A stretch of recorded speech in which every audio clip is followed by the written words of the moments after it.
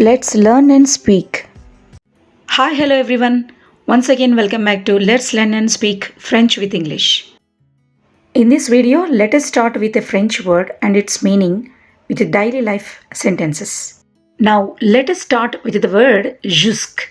Jusque is a preposition in the French language, and this word has the meaning until in English.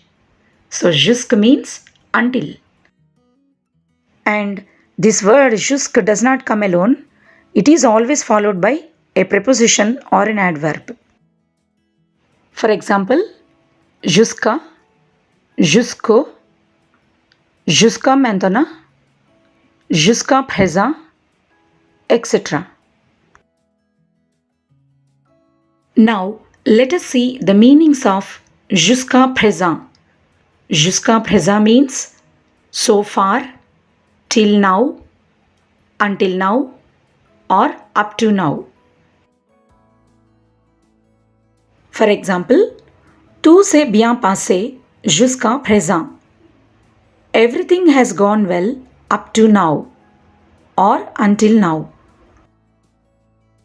Once again we repeat, tout s'est bien passé jusqu'à présent. Let us see one more. Le voyage a été agréable jusqu'à présent. The trip has been enjoyable thus far or so far. Let's repeat once again.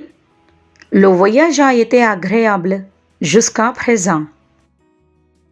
The trip has been enjoyable thus far. Let us take one more example. Jusqu'à présent, on n'a pas de nouvelles. So far, we have no news. Once again we repeat. Jusqu'à présent, on n'a pas de nouvelles. So far, we have no news. Now let us take another example. Jusqu'à présent, notre équipe a gagné tous les matchs. So far, our team has won all the matches. Let's repeat once again. Jusqu'à présent, notre équipe a gagné tous les matchs. So far, our team has won all the matches. Let us take the final example.